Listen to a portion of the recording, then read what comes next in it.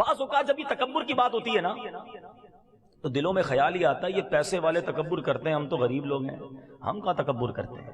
یہ بھی بڑی غلط فہمی ہے۔ تکبر کے علماء نے 8 ریزن لکھے ہیں۔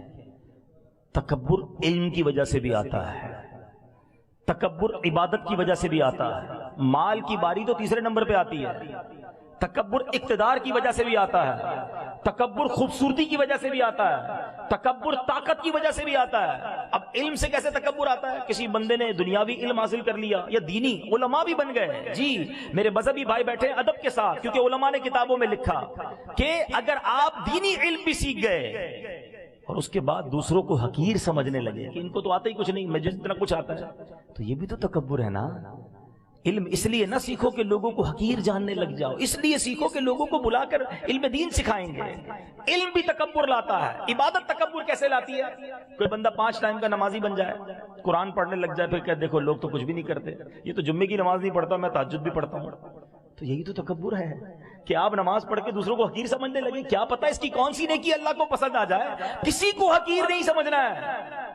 ایک بار سفیان ثوری رحمۃ اللہ تعالی علیہ اپنے بیٹے کے ساتھ ایک سفر پر جا رہے تھے، ایک سرائے خانے پر رکے، دونوں باپ بیٹے سو گئے، پورا قافلہ بھی تھا، سب سو گئے۔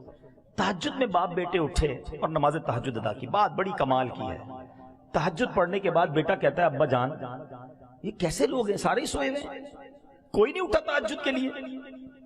والد صاحب نے جو بیٹے کو جملہ کہا نا، اللہ کرے دل میں اتر جائے، کہتے بیٹا تو بھی سویا رہتا تو بہتر ہی تھا۔ آئی سمجھ میں بات؟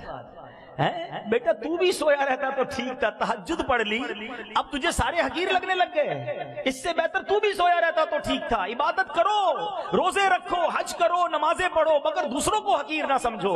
مجھے کیا معلوم میری ساری عبادتیں کہیں منہ پہ نہ مار دی جائیں۔ ڈرتے رہو اللہ جو کیا قبول کر لے۔ مالک ناقص ہوں، کمزور ہوں، جیسی ٹوٹی پھوٹی ہے تیری شان کے لائق نہیں، یہ ٹوٹے سجدے تو نے ہی قبول کرنے ہیں۔ تھوڑے سجدے کر کے پھولے نہیں سماتے، حاجی صاحب، نمازی صاحب، سخی صاحب بن جاتے، نہ کرو ایسا۔